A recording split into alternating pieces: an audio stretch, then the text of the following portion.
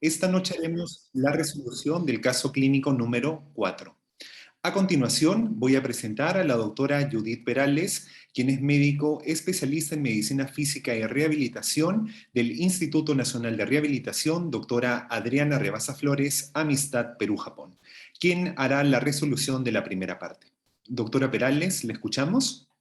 Gracias, doctor. Buenas noches, doctores. Gracias por también estar con nosotros y participar en esta actividad. La segunda actividad de reforzamiento de los casos clínicos que estamos desarrollando. En estos momentos voy a compartir pantalla.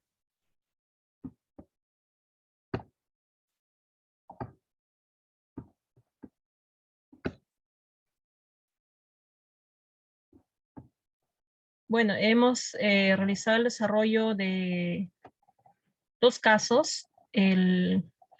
Uno de ellos referido a la señora Violeta y el otro referido a un varón de una edad, un adulto mayor. En todo caso, vamos a empezar. Bueno, el objetivo sigue siendo el mismo, reforzar los conocimientos aprendidos mediante el desarrollo de los casos clínicos. Resaltar aquí que es importante revisar la información que están contenidos en los videos.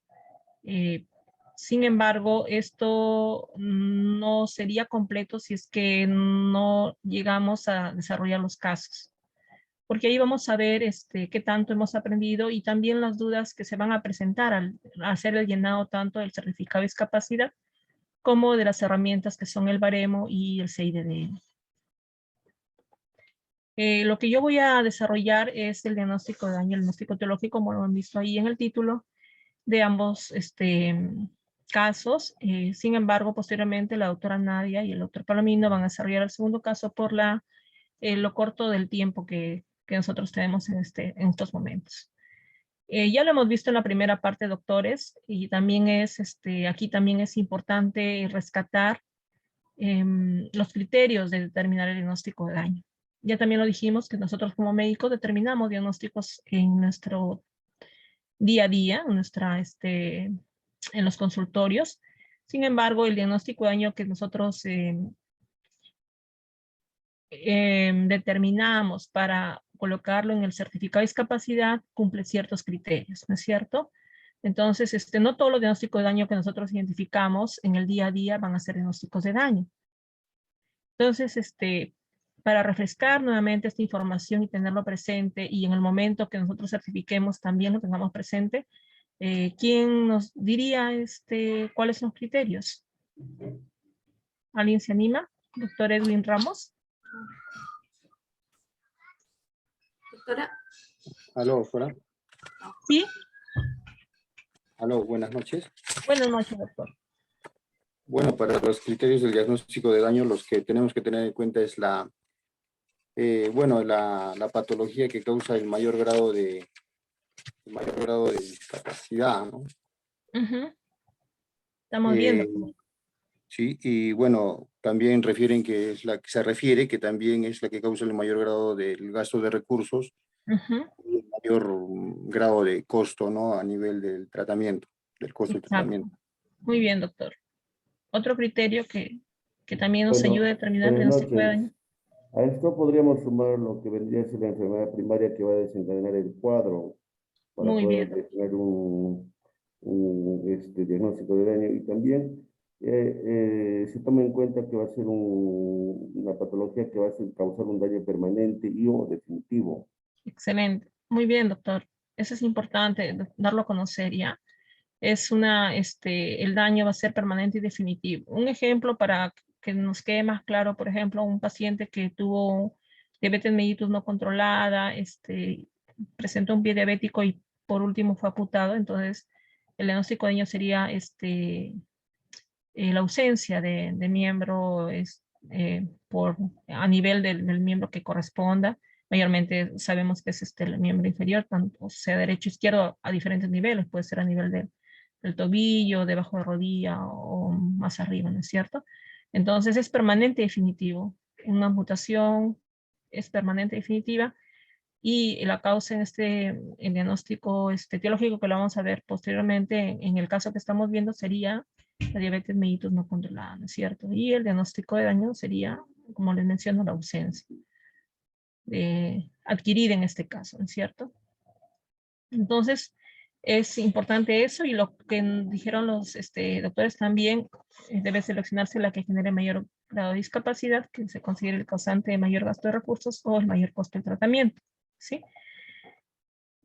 Y la enfermedad primaria que desencadena las demás deficiencias. Vamos a ver en estos dos casos que hemos desarrollado, doctores, que dentro del resumen de la historia clínica hay varias deficiencias. Sin embargo, una de ellas va a englobar a todas, o va a ser la enfermedad primaria, que se caracteriza y que va a determinar desencadenar la demás deficiencia, como está diciendo en el segundo criterio. Por último, si no se hizo el diagnóstico, se podría tomar síntoma principal o hallazgo normal, pero esto de aquí, como lo mencionamos anteriormente, sería en última opción.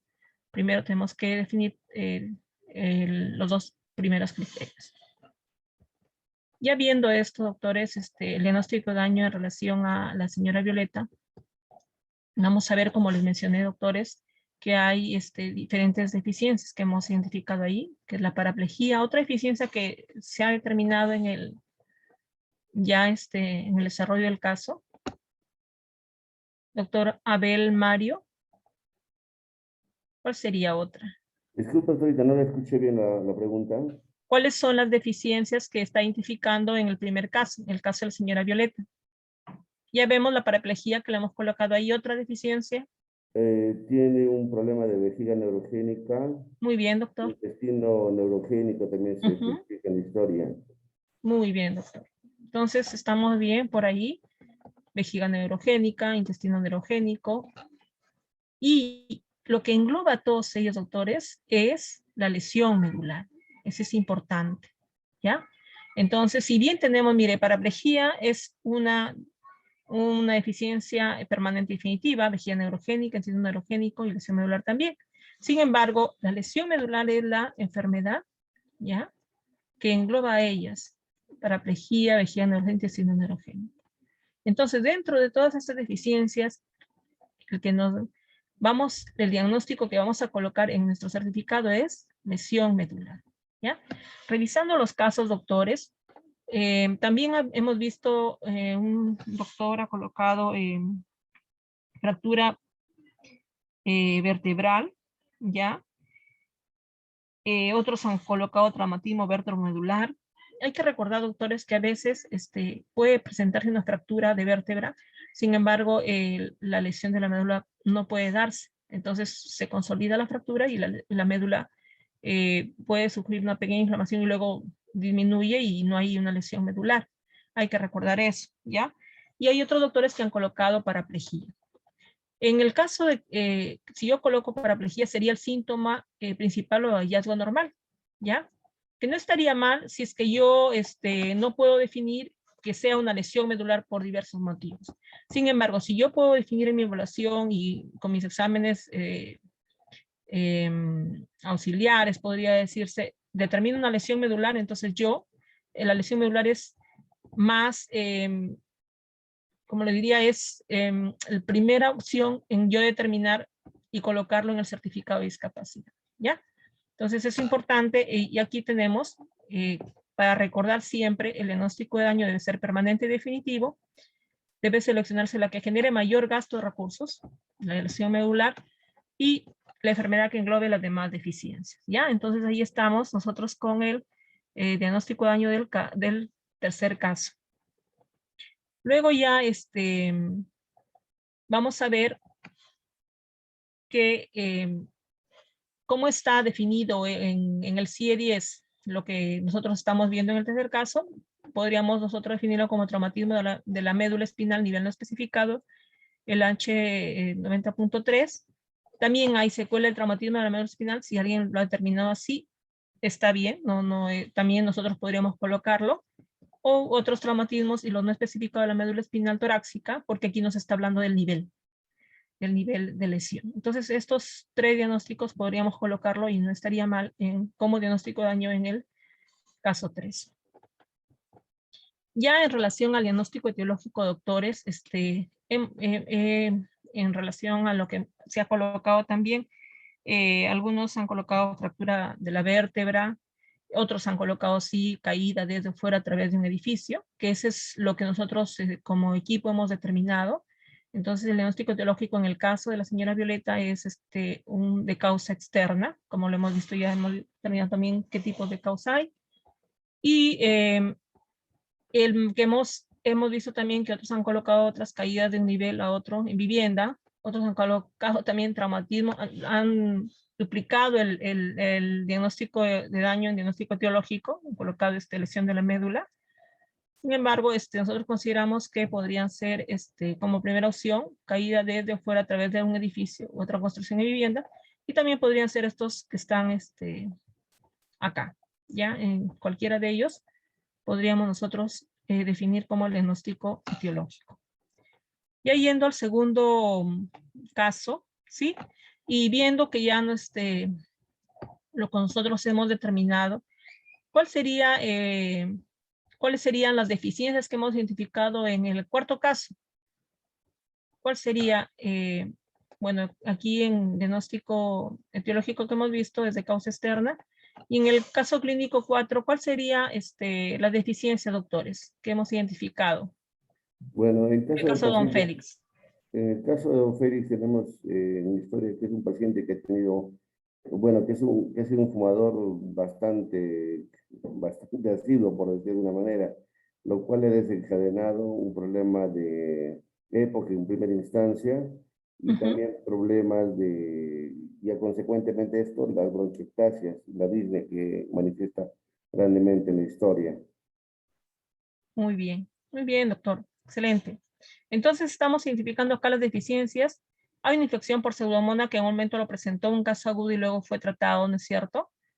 Luego hay otra deficiencia de hipertensión arterial que está dentro del resumen de la historia clínica, lo que el doctor nos ha manifestado que es un síntoma que es la disnea, las bronquiectasias varicosas bilaterales y por último la enfermedad pulmonar obstructiva crónica, ¿cierto? Dentro de estas deficiencias que nosotros estamos evidenciando, ya doctores, por ejemplo, la infección por pseudomonas ¿cumpliría con el criterio de permanente y definitivo? No, no es cierto, porque esta ya lo tratamos, le dimos tratamiento antibiótico y ha remitido. Entonces, no podríamos decir que esto sería un diagnóstico, un probable diagnóstico de daño y podríamos colocarlo en el certificado de discapacidad. La hipertensión arterial, si bien es una deficiencia permanente y definitiva, la hipertensión arterial quedaría como una deficiencia que no genera discapacidad aún. Está siendo tratada y no hay evidencia de mayor daño. Entonces, también la descartamos. En relación a la disnea, es un signo o síntoma que acompaña a la enfermedad pulmonar obstructiva crónica y también la bronquiectasis acompaña a la enfermedad pulmonar obstructiva crónica. Entonces, viendo nosotros estas deficiencias que estamos determinando en el resumen del caso clínico 4, el que genere el mayor grado de recursos, gastos recursos, el mayor costo del tratamiento, o el que englobe a las demás deficiencias, nos quedaríamos ¿con cuál?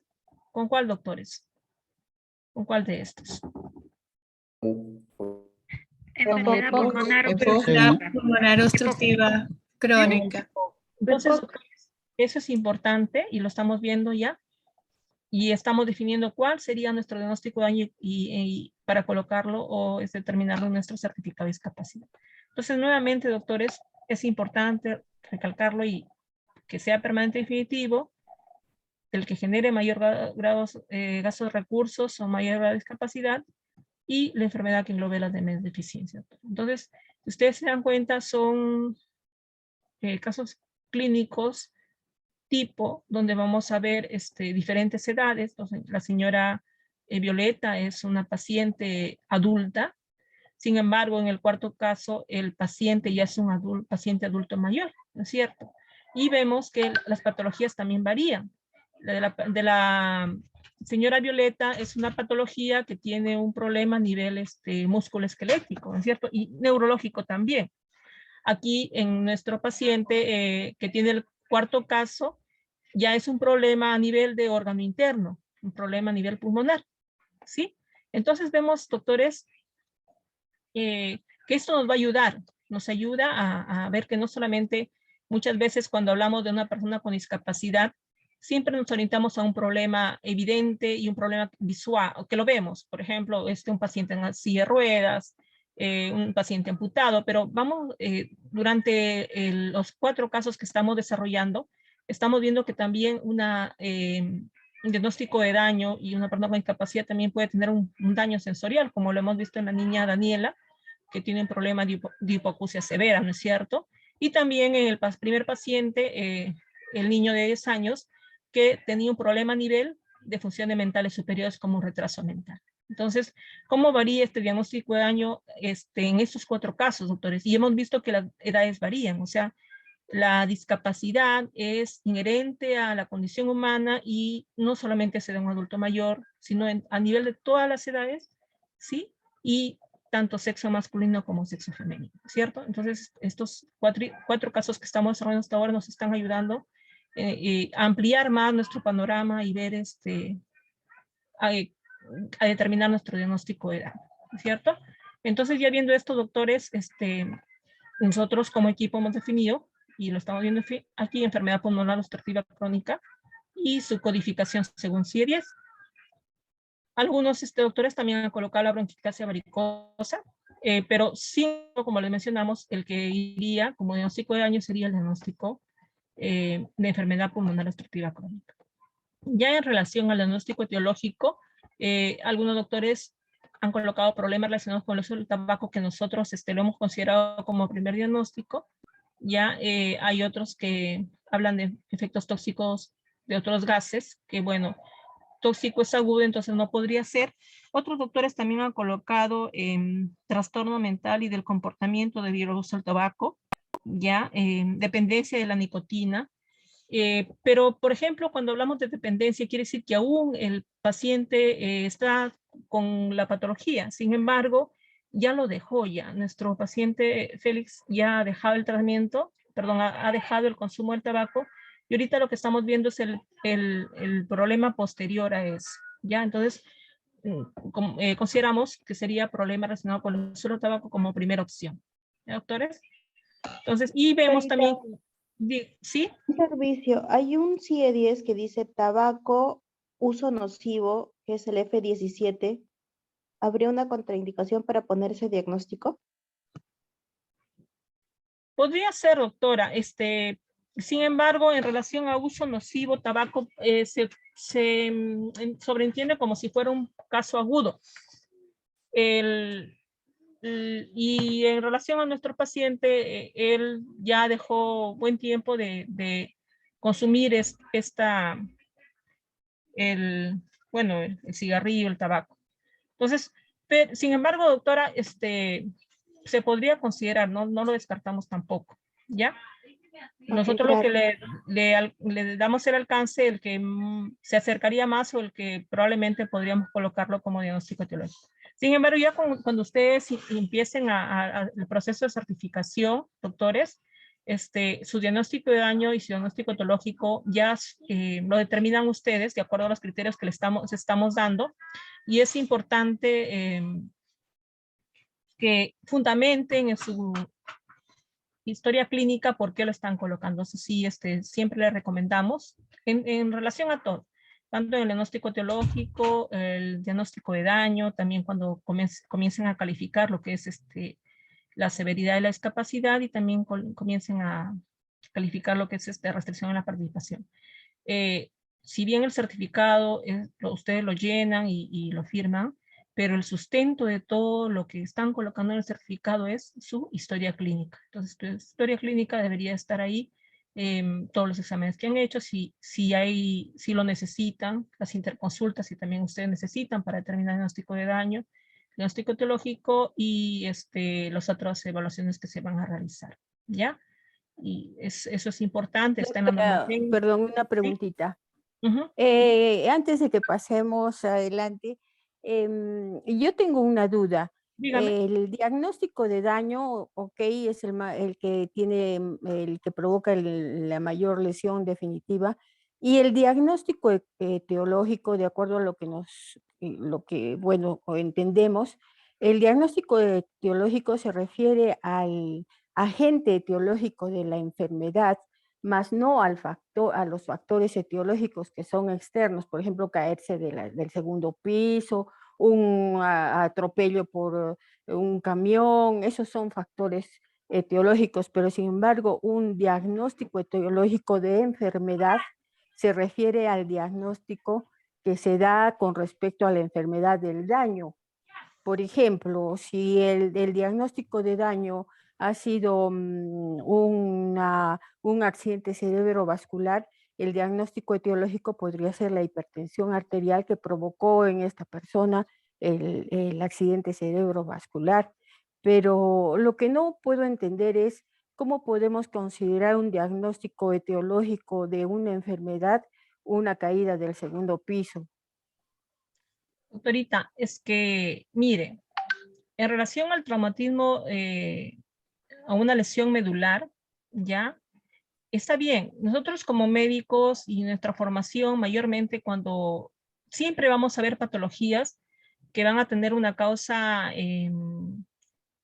principalmente de microorganismos, ¿no es cierto? Yo, por ejemplo, tengo una EDA y ¿quién me causa la Claro, EDA? E. coli, ¿no? La E. Shigella. coli. Si tengo una tuberculosis, ¿quién me lo causa? Una El bacteria, BK, ¿cierto? la tuberculosis. Bueno, claro. Exacto. Entonces, Pero, hay también otros problemas y siempre nos orientamos a eso, ¿ya? Sin embargo, doctora, en el diagnóstico de daño que nosotros vamos a determinar para el proceso de certificación, va más allá. Si bien también, por ejemplo, tiene razón usted, en relación a un accidente cerebrovascular, mi etiología va a ser una hipertensión arterial no controlada.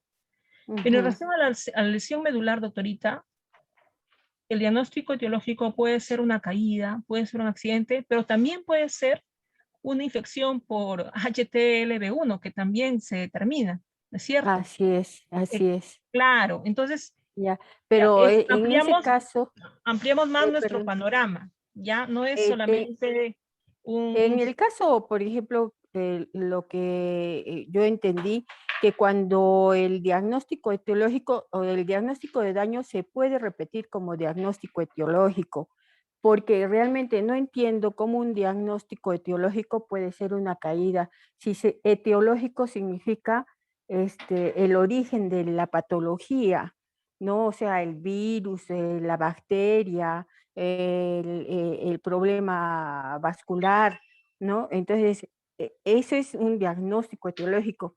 Sin embargo, caerse de un segundo piso es un factor etiológico. Sí, doctorita, Ahorita estoy viendo aquí en en relación el al diccionario lo que significa, ¿no? Porque quería precisamente claro. tratar de comprender, porque un poco que va contra lo que nosotros siempre hemos entendido de teología de la enfermedad. Claro, es que ahí yo me oriento, como le di, o sea, nos orientamos a una enfermedad específica. Sin embargo, cuando usted vea la definición de diagnóstico etiológico, dice la enfermedad o la condición que genera, ¿ya? Por ejemplo, doctorita, si yo tengo un paciente que ha sufrido una quemadura y tiene una gran lesión en la piel, ¿ya? Y a través de esa gran lesión en la piel tiene complicaciones, ¿qué le digo? Tiene limitaciones en levantar los Digamos, brazos. tiene una infección, una septicemia. No. Ya. Permítame. La persona sufrió una quemadura, la trataron. Gracias a Dios no hizo ninguna infección. Ya. Tuvo una quemadura.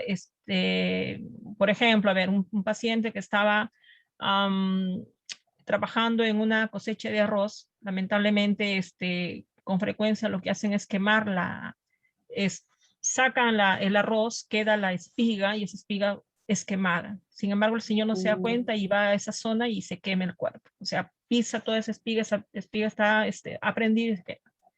Entonces, posterior a la quemadura, ya, posterior a que él estuvo en esa zona y se quemó, tiene bastantes limitaciones en lo que es levantar los brazos, caminar porque bueno, la quemadura fue profunda. ¿Ya?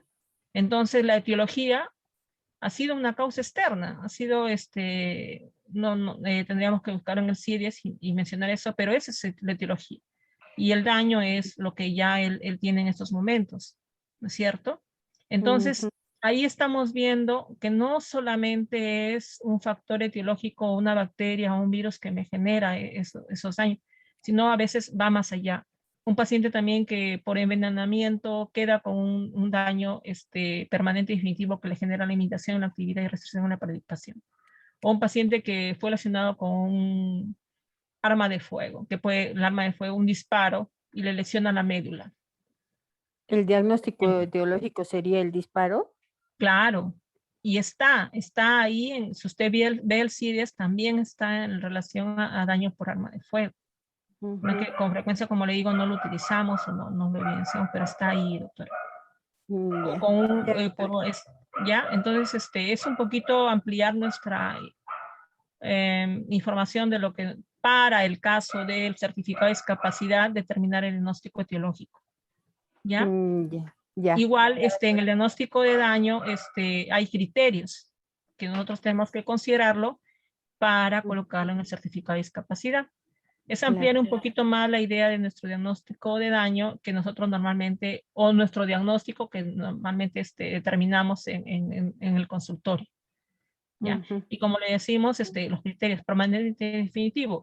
Si me viene un paciente con una lumbalgia aguda, que en ese momento va a tener un proceso de discapacidad, una discapacidad, un paciente con una lumbalgia aguda no va a poder caminar, tiene bastante dolor, va a estar limitado en cuanto a sus movimientos y también no va a poder ir al trabajo, o sea, su participación también está restringida.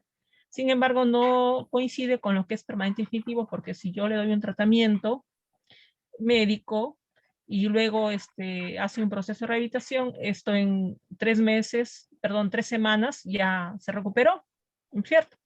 Entonces, ese diagnóstico no es para yo definirlo como un diagnóstico de daño que pueda ser certificable, ¿entiende?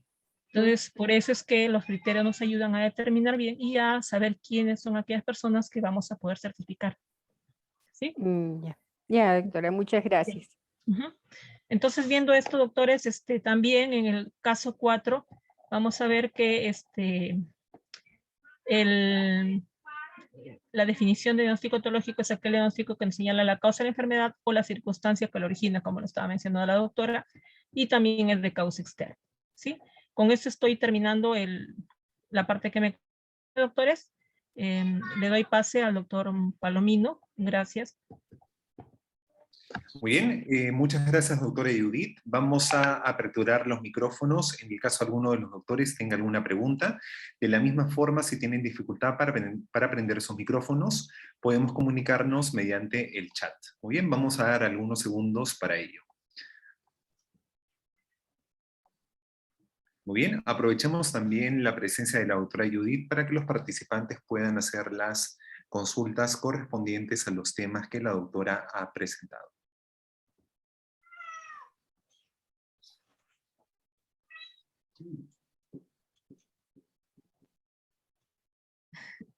Si no hay preguntas, también lo pueden hacer a través del aula, doctores. Cuando tengan dudas. Perfecto, sí. Creo que aparentemente con la explicación que usted ha dado han quedado las cosas bastante claras. Muy bien, entonces, perfecto. Vamos a continuar entonces con la programación. Agradecemos nuevamente la participación de la doctora Perales. Muy bien, a continuación vamos a presentar a la doctora Nadia Cabezas, quien es también médico rehabilitador del Instituto Nacional de Rehabilitación. Muy bien, con la doctora Cabezas vamos a hacer la resolución del caso clínico número 4, la segunda parte. Doctora Cabezas, ¿nos escucha? Sí, perfecto, le damos pase entonces. ¿Cómo está, doctor? Gracias. Bienvenidos, doctores. Sé que ha sido una jornada larga, también sé que han dado su compromiso y es para participar en el curso y que quienes estamos acá estamos queriendo aprovechar estos minutos, así que vamos para adelante. Muy bien. El diagnóstico de daño debe quedar definido para poder realizar la calificación de la discapacidad y determinar si la persona con ese diagnóstico de daño, que debe ser con motivos de certificación de la discapacidad, tiene discapacidad o no. ¿Qué sucede, doctora? Entonces, ¿hay diagnósticos de daño que no generan discapacidad? Así es. Por eso es el médico quien determina no si existe deficiencia o diagnóstico de daño, porque eso lo hemos estudiado todos. Tenemos que determinar, y para eso es este documento médico, si la persona con ese diagnóstico que tiene, si es 10, tiene discapacidad o no. Para ello vamos a ver ahora a don Félix, un adulto mayor, déjenme ver acá, de 77 años. Jubilado, viudo, católico, que reside en Lima. Veamos entonces, ¿qué esperamos que haga una persona de 77 años con un EPOC que usa 2 inhaladores en forma diaria, que tiene una empleada del hogar para ayudarle en las cosas domésticas de la casa, y que también le sirve de apoyo para que lo acompañe al banco? A ver, ¿qué esperamos? Que funcione con alguna, vamos a empezar por restricción en la participación. ¿Cómo esperamos que participe don Félix? ¿Con alguna restricción o con ninguna restricción en su participación? A ver, respondan en el chat, por favor. Le doy unos segundos.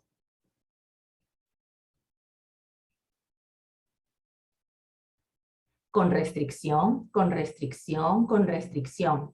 Y sin restricción, ya. Con alguna restricción, ya estamos, bueno, por la disnea puede tener restricción, con restricción. Y esta restricción, por lo que veo, los que han respondido con alguna restricción, con restricción, ¿será esta restricción ligera, es decir, entre 5 y 24%, o será grave, completa, entre 50 o más de 50%? Leve, ligera. En baremos es ligera, ligera. Muy bien, entonces,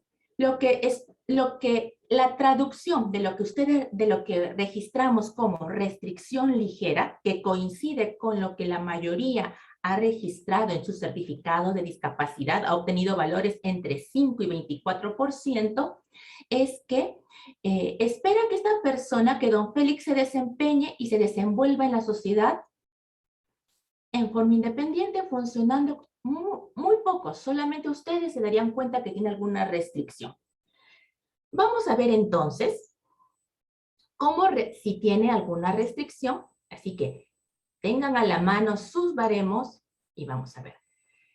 En unos segundos van a ver aparecer en sus pantallas el aplicativo HisDiscap Web. Ya he ingresado los datos de una persona que me ha brindado su DNI y que tiene la edad aproximada de don Félix.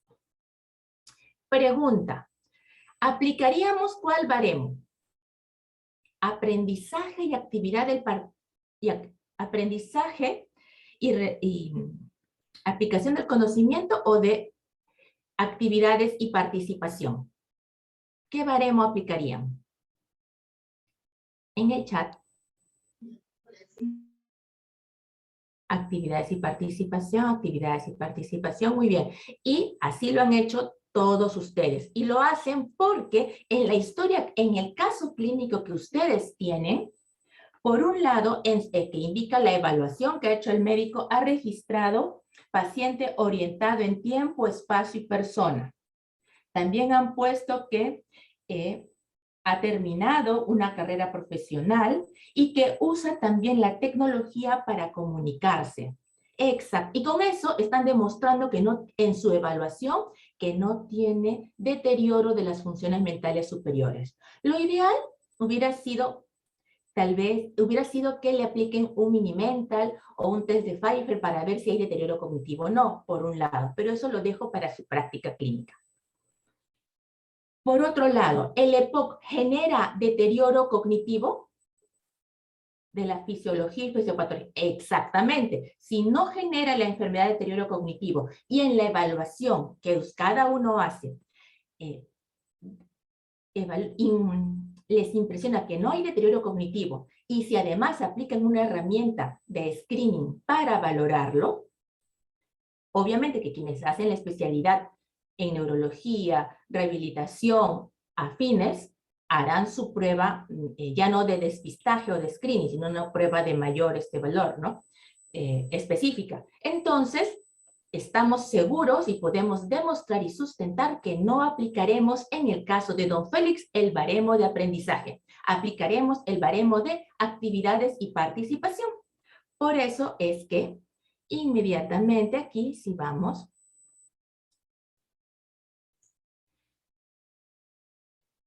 al baremo y hago clic en la palabra baremo, me salen los dos baremos que hemos hablado y vamos a seleccionar el baremo de participación de 70 años para personas mayores de 65 años.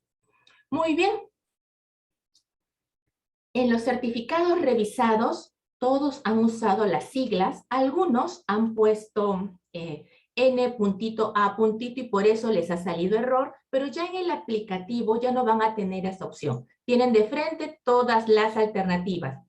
NA de no aplica, N de ninguna, L de ligera, M de moderada, G de grave y C de completa. Por favor, tengan este detalle de registrar correctamente en el trabajo de aplicación, porque ahí sí vamos a darles una calificación por el certificado que están realizando. Muy bien. Don Félix, de 77 años, con un EPOC. La historia no nos dice la severidad del EPOC, pero sí nos dice el tratamiento que toma. Nos dice que ha habido intercurrencias, que a la fecha no tienen intercurrencias, que toma antibióticos. Y también nos dice que ha quedado con una disnea.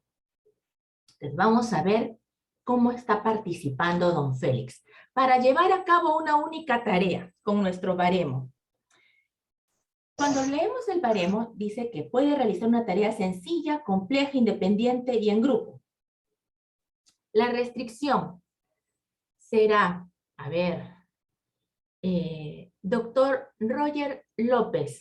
Ajá. ¿Cuánto recalificaría? Ninguna, ligera, moderada, grave o completa. Lo que ha calificado usted en su tarea. Puede ponerlo por el chat o por el micrófono. Ya, el doctor Junior ya nos dio una opción, ligero.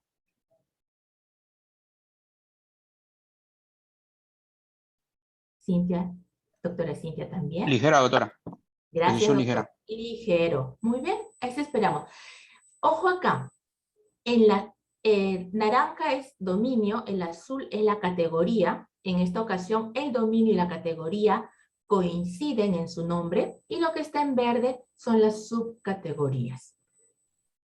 En el baremo, en la norma técnica que deben tener impresa es la recomendación, la parte de los baremos, después de una única tarea siguen múltiples tareas. Aquí está invertido el orden y está como número tercera opción. Si una tarea la hace ligera, llevar a cabo múltiples tareas. ¿Tiene alguna restricción? ¿Qué opinan? Doctora McDolly Penot, ¿qué opina? Llevar así una, ya, en una doctora McNally me puso no aplica, ya, Exacto. O sea, no aplica, sería no aplica o ninguna. Porque, si pone no aplica, recuerde que tiene tres opciones, tres momentos en que usa no aplica. ¿Recuerda cuáles son, doctora McNally? Pues le ayudamos. No. En eso he tenido dudas, ¿verdad? Perfecto, doctora. Este es el momento de aclararlo. Muy bien y felicitaciones por ser valiente en compartir con nosotros. No aplica, porque eso también ha sido el caso de quienes se me ha tocado revisar. No aplica cuando no corresponde por la edad. ¿Recuerdan a Daniela del caso pasado que en comunicación tenía que escribir y tiene 3 años? No aplica por la edad. Si tiene 3 años, no le corresponde escribir, está en preescritura. No aplica cuando son categorías excluyentes. Exactamente. Por ejemplo, siguiendo con Daniela, no puede ir al preescolar y al colegio o escolar simultáneamente. Es una u otra. Exacto. Gracias, doctor Alexander. Usted siempre uno de los primeros en enviar sus tareas. Y la otra es cuando no corresponde por el entorno. Y una en la que sí todititos han puesto y me da gusto, por lo menos lo que he revisado, es el montar animales de transporte en el caso de don Félix, porque lo hemos situado, recuerden, les leí, vive en Lima capital. Entonces, Lima ciudad, aquí no hay desplazamiento usando un animal de transporte, por eso no aplica. Entonces, si bien doctora McDolly no aplica, le va a dar 0%, entre no aplica y ninguna sería la de mejor opción en llevar a cabo una única tarea desde su punto de vista. Ok, sí. En la parte subjetiva, o sea que no es que esté mal de ninguna y ligera, miren, 0 a 0,45, estamos cercanos, próximos. No es que uno tenga completa, digamos, o sea, también es aceptable el rango de su respuesta. Entonces, si ha puesto ninguna en única tarea, en llevar a cabo múltiples tareas, que las realice, y aquí nos valora el baremo que diga realizarlas, completarlas, realizarlas independientemente y realizarlas en grupo. ¿Tendrá alguna restricción, don Félix? ¿Y de cuánto? Y si es así, ¿de cuánto sería? Sí, ya acá la respuesta sería moderado. Debido, por lo menos... Le escucho. Sí, debido a actividades, pues una única tarea, pues a mi parecer, sin ninguna restricción, pero ya cuando son varias o el desplazarse en ciertos tipos de vehículos o en actividades que realiza presentaba cierta dificultad y por eso necesitaba ayuda. Yo lo coloqué, si mal no recuerdo, ligera a moderada. Así es, doctora. Tiene razón. Ese es el sustento para registrar. En equipo aquí consideramos ligera. ¿Por qué aceptamos moderado? Pues es decir, puede ir entre moderado y ligera. Si hemos puesto ligera, aquí ya no podría ser ninguna. ¿Por qué? Porque la tarea se ha vuelto más compleja. ¿Por qué se ha vuelto tan compleja? Porque de una única pasa a ser múltiples, que pueden ser en secuencia, pueden ser simultáneas. Exactamente. Entonces, gracias, doctor Alexander. Entonces, aquí sería llevar a cabo múltiples tareas. Estamos entre ligera y moderada. Como equipo hemos puesto ligera. Entonces, quien puso ninguna y si acá puso moderada, va a ver que después, en el resultado final que nos va a aparecer acá, vamos a estar próximos en el resultado final. Para llevar a cabo rutinas diarias. Doctora Cris, bienvenida. ¿Alguna restricción? ¿Doctor Alexander? Doctor Junior, ligero ya. Muy bien, doctor Junior.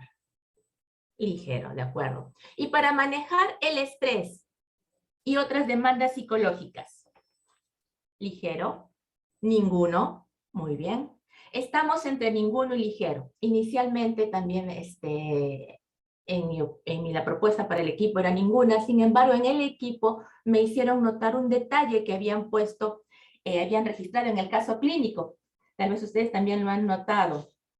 Que dice, ¿dónde estás? Ya. Tiene un perro, quien es su compañía en sus momentos de soledad y tristeza. Lo alimenta y juega con él, lanzándole sus juguetes en el patio de su domicilio. Sin embargo, del aseo de Bobby se encarga la empleada, pues don Félix no puede porque le genera disnea. Por eso, si bien en el grupo estábamos poniendo ninguna, por mayoría quedamos que por ese detalle es ligero.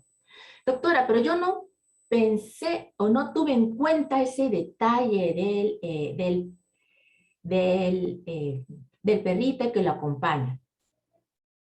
Y por eso he puesto ninguna, porque para mí esa depresión o tristeza no es una depresión patológica, sino que por la edad tiene esos episodios de tristeza.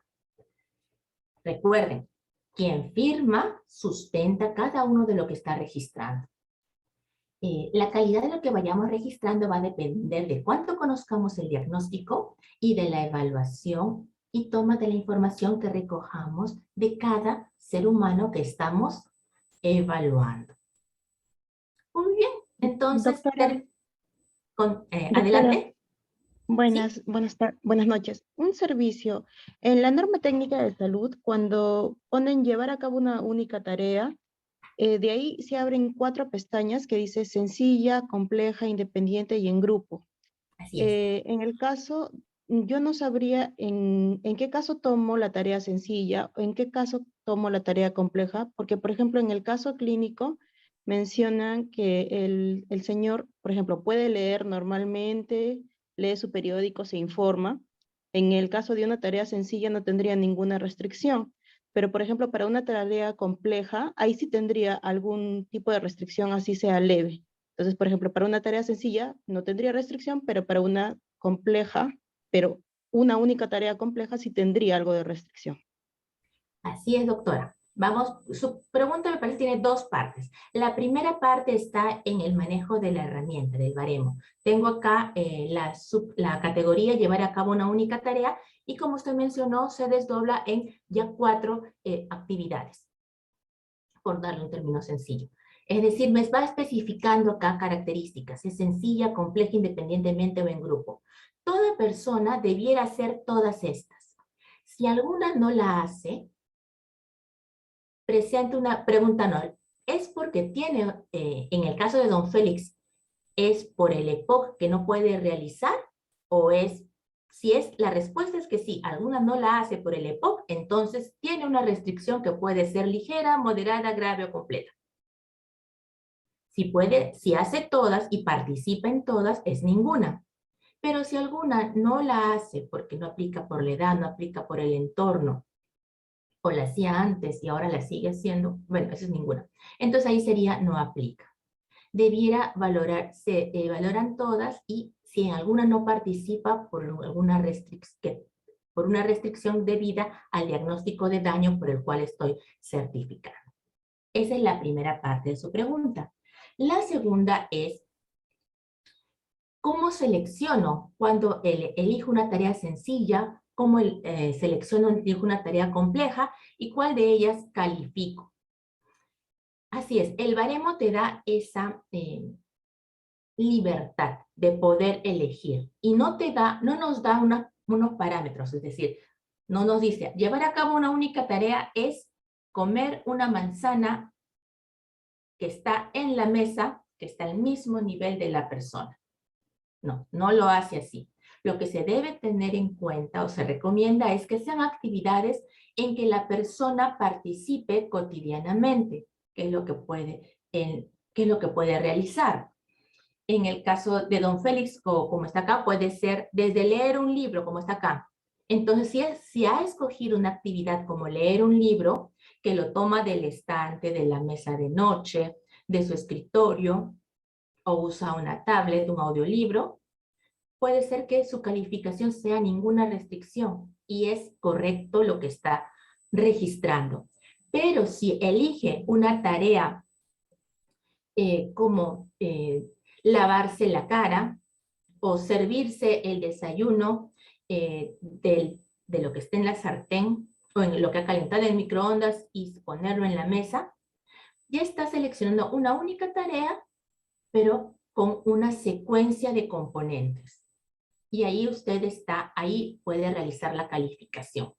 Y si en base a eso lo hace y realiza la calificación, eso es lo que está sustentando el grado de restricción que usted presenta. Por eso es que esta parte valora la participación y le da al médico la oportunidad de, seleccionar la actividad para poder calificar. Aquí no hay una misma actividad para todos. Por ejemplo, no sería correcto o no sería adecuado que le diga a don Félix limpiar una ventana, ¿no? A la cual tenga que subirse mediante una silla. Es una actividad que él no hace y que vamos a valorar en otra parte. ¿Puede elegir una tarea que después se valore en otra parte del baremo?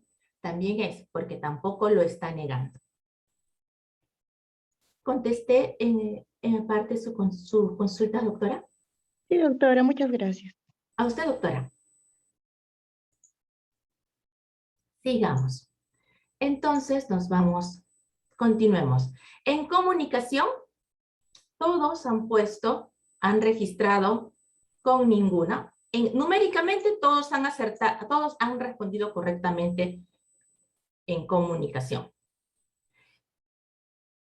Numéricamente. En cuanto al contenido, recuerden, lenguaje de signos convencional, ¿a qué hace referencia? Buenas noches, al uso de señas para Muy bien, comunicarse. doctora. A ver, aquí. Sí, muy bien, doctor. Al lenguaje de señas. Exactamente, doctora Abel. Entonces es mejor que ninguna, no aplica. Vean acá, N es 0 y no aplica es 0. Pero deben tener en cuenta ese detalle, porque en cuanto a calidad de registro sí marca la diferencia. Así es, doctor Alan.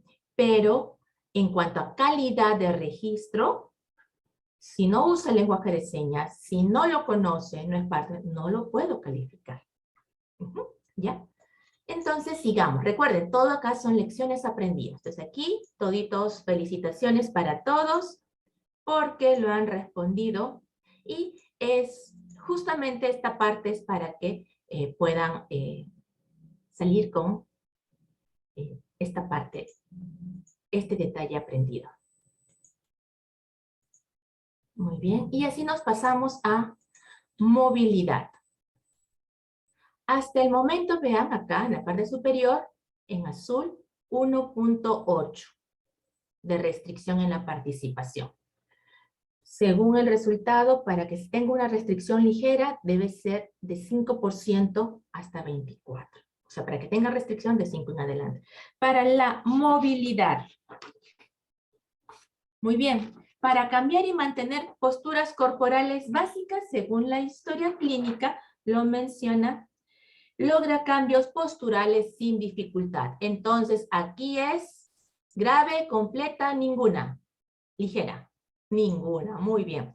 Mantener la posición del cuerpo. Ninguna. Ven que con estas frases, con estas observaciones que ustedes están realizando en la consulta y lo están registrando, se puede completar este baremo. Y para transferir el propio cuerpo, y nos vamos al baremo, dice mientras está sentado, mientras está acostado. Ninguna. Muy bien, seguimos. Llevar, mover y usar objetos. Aquí sí. Para levantar y llevar objetos, ¿participa con ayuda de alguien? Sí, cierto. ¿Con quién participa? Ligero ya. ¿Con quién participa? Con la empleada. Muy bien. Entonces, la presencia de la empleada hace que tenga una restricción. Le ayuda a tener una mejor participación a don Félix. Si no tuviera empleada, ¿podría levantar y llevar objetos? ¿Podría participar en esa actividad? ¿O solamente podría decir, por decir a un familiar, ayúdame a bajar eso? Ajá. Lo haría con dificultad, entonces su restricción sería mayor y podría llegar hasta ser grave o completa, ¿no? Grave. Por lo tanto, aquí tenemos dos alternativas que están viendo. Exactamente, es decir, que si se le va a la empleada, su restricción va a aumentar. Y eso nos da el concepto de que la discapacidad es dinámica en el tiempo. ¿Ya? No puede obligar a la empleada a que esté con él todo el tiempo, Pero recuerden, la discapacidad es dinámica. Entonces, estamos entre ligera y moderada. O sea, que tiene restricción, sí tiene. Pero el EPOC, levantar y llevar objetos, tiene restricción. La que mejor describe sería levanta y lleva objetos con dificultad que supera o puede levantar y llevar objetos con dificultad mayor. Nosotros consideramos que la respuesta sería en este caso moderada. Aquí este no es acá. Levantar y llevar objetos, moderada. Quienes han puesto ligero, también es válido o aceptable. Como les digo, esta parte es, valora bastante, es la parte subjetiva. Vemos cómo esperamos que participe don Félix con las comorbilidades que tiene, cómo está funcionando con estos apoyos, que si se le van, su discapacidad desde el punto de vista de participación va a ser más evidente. Mover objetos con las extremidades y miembros inferiores, siguiendo la misma lógica, moderado. Empuja con los miembros inferiores con dificultad que puede ser mayor para patear. Pregunta, médicos que están en las aulas X, W, Y, el EPOC, fisiopatología, influye en, y el doctor Terrones, la libertad, influye en, ¿hay relación entre el EPOC y hipotrofia muscular? A ver en el chat. Ya, doctora Mejía. Sí, ya. Exactamente, ya. Ya me iba a asustar. Muy bien. Exactamente. Hipoxia, EPOC, hay una alteración en la oxigenación a nivel celular, tisular, mayor gasto de energía. Entonces, eso está sustentando desde el punto de vista fisiológico. Mire, aquí no tuvimos que encontrar o hacerle patear, o sea, no. Desde el punto de vista fisiológico, vamos sustentando que es posible. Y con la evaluación clínica, y con lo que además él nos está contando, ya tenemos acá el sustento. Así es. Uso fino de la mano, ¿alguna restricción? Ninguna. Restricción, ninguna, así es. Uso de la mano y el brazo. Ninguna, ninguna, ninguna. Hay, para lanzar o atrapar, ¿usamos músculos dorsales? ¿Qué opinan? ¿Sí? ¿Usamos músculos dorsales? Así es. Los músculos que están en la parte posterior de la espalda. Si la respuesta es sí, ¿dónde se insertan esos músculos? Lo buscan entonces. ¿Dónde se insertan esos músculos? Pero acá las características las actividades son tirar o jalar, empujar, alcanzar, girar o torcer, lanzar o atrapar. Si la respuesta es positiva, exactamente, hay músculos que se insertan en el nivel de la escápula, a nivel de la parte posterior, a nivel de la espalda. Entonces, la restricción me sustenta es ligero. El médico me puso ninguna. No invalida la calificación que está realizando, pero ahora sí les estoy dando el sustento que ustedes encuentran en la parte anatómica, más la parte fisiopatológica, que sustentaría que ligera sería mejor que calificar con ninguna restricción. Para andar y moverse, para andar hay disnea, ¿no? Una disnea de tipo respiratorio, no cardíaco, respiratorio. Entonces estamos bueno, aquí sí en grupo dijimos que anda, es moderado. Moderado. Desplazarse por el entorno. Pero ojo, acá califica arrastrarse, correr y saltar. Exactamente, doctor Junior, usted nos está haciendo avanzar muy bien. Y desplazarse por distintos lugares, el que mejor describe, moderado. Muy bien, acá dice, se desplaza con dificultad en la casa y alrededores. Puede ser mayor fuera del hogar y en otros edificios. Doctora, eso no describe lo que tiene el paciente. No lo describe tal cual, porque hacer un baremo para describir a todos por igual no va a ser posible, pero sí es el que mejor se aproxima y describe. Ya, en eso sí tenga la severidad. Desplazarse usando medios de transporte. Usarse en medios de transporte. No sé si ustedes han observado que hay personas que aún estando con tacos cuando van en el ómnibus prefieren cogerse de las sillas en lugar del pasamanos. Porque no sé ustedes por qué, porque no llegan. Entonces, pero calladitas.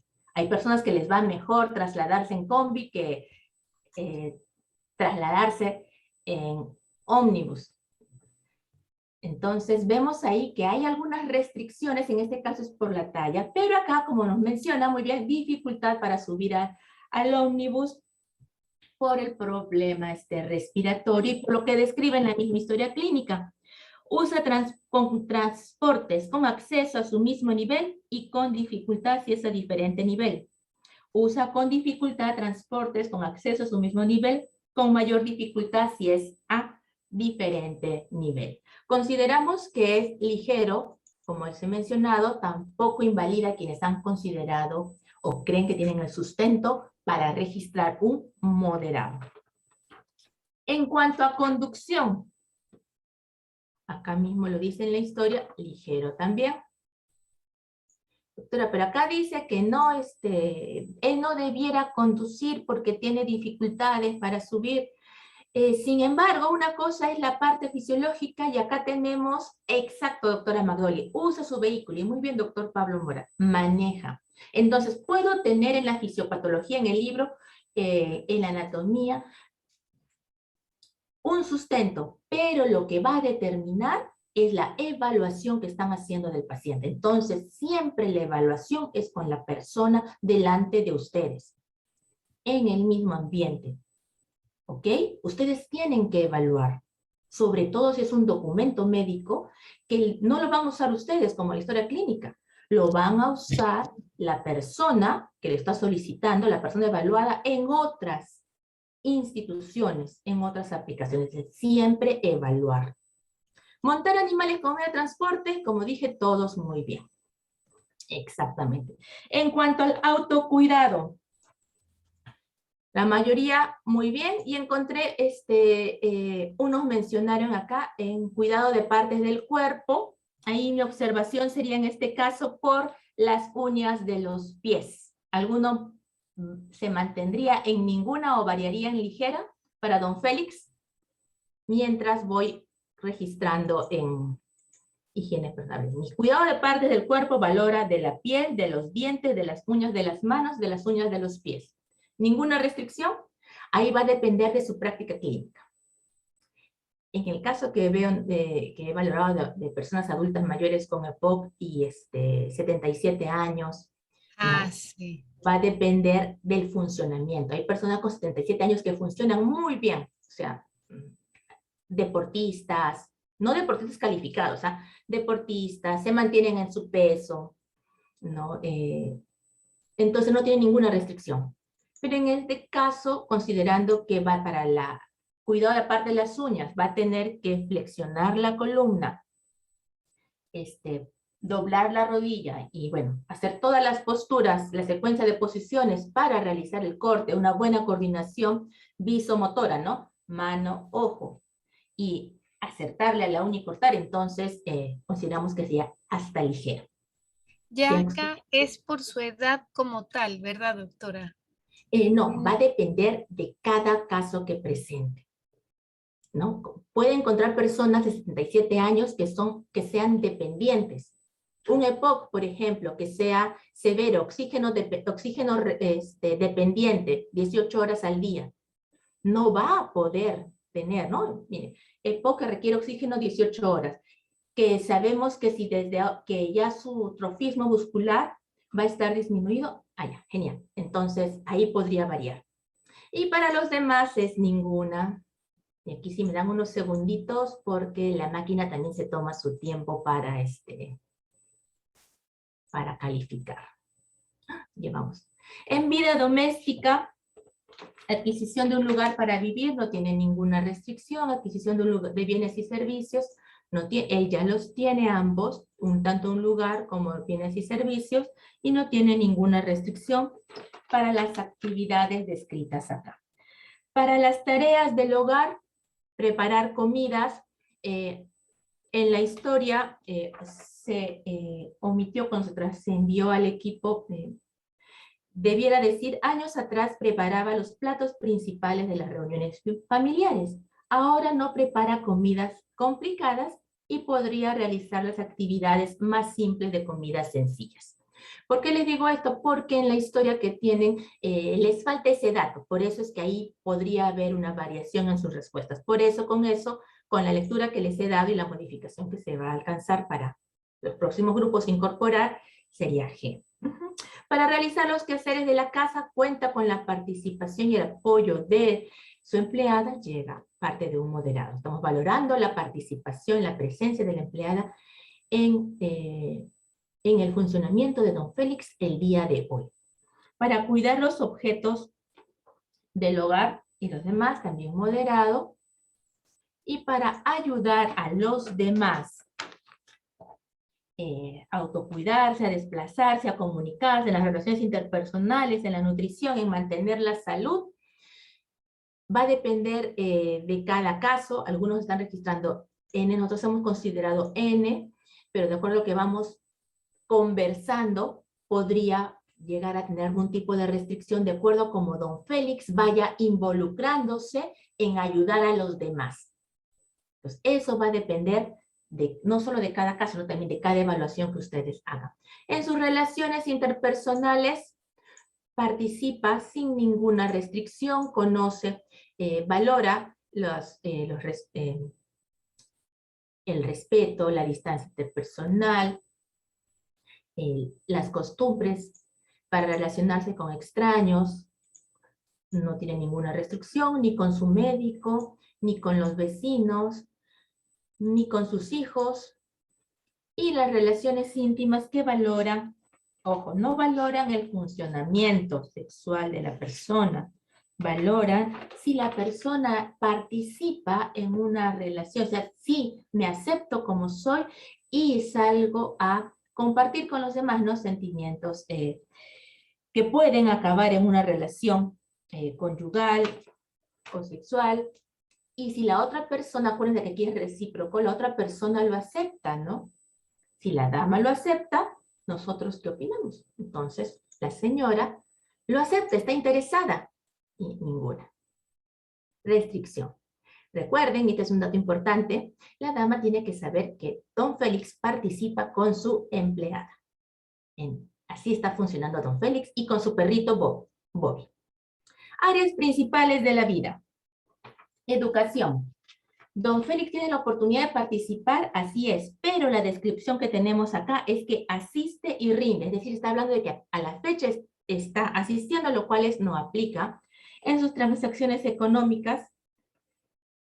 En la vida económica toda es ninguna, que nos brinda 0%. En vida comunitaria, social y cívica, en la vida comunitaria participa sin ninguna restricción y me gustaría que en tiempo libre y ocio me den las respuestas, mientras voy registrando acá en Derechos Humanos, Vida Política y Ciudadanía. Me den las respuestas para tiempo libre y ocio. N, M, ajá, así están. Muy bien. ¿Alguien quiere sustentar su M? Micrófono abierto, por favor. L, ya. ¿Alguien se anima a sustentar la M, la L? N no es. Pero, ¿alguno de ustedes, a ver? Unos segunditos. ¿Lo sustento yo? Dentro, por lo menos, si mal no recuerdo, yo coloqué N, doctora, porque él hace viajes a otro país, él se reúne con su hermano, con amigos, juega. Pienso que tiene una vida social, comunitaria, Bueno, podría ser ligero debido a su problema de disnea.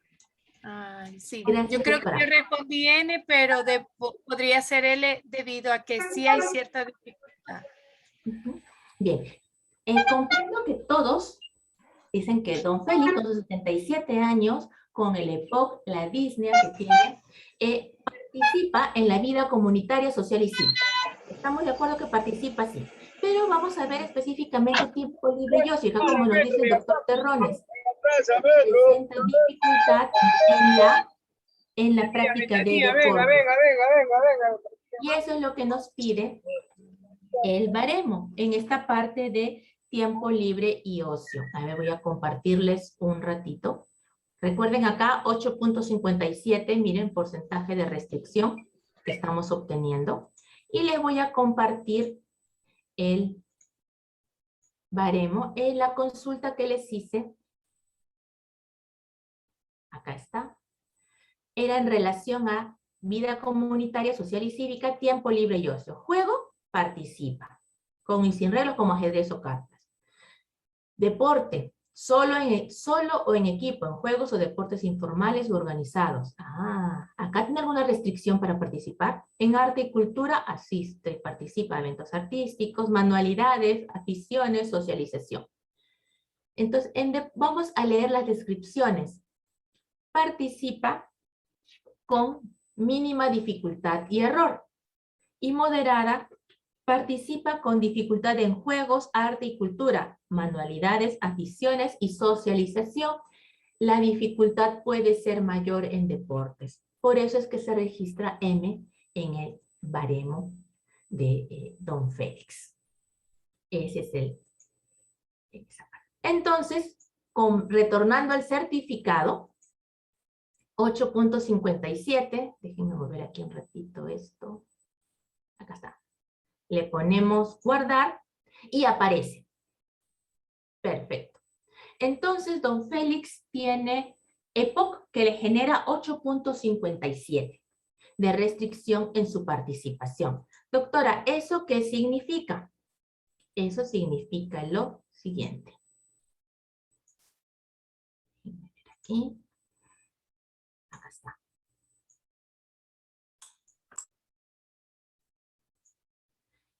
Entonces, acá la persona tiene un diagnóstico de daño con motivos de certificación que le genera una restricción en su participación. Obtuvimos de 8 puntitos algo más. Entonces, eso dice que le genera el EPOC una restricción ligera. ¿Y eso qué tiene que ver, doctora?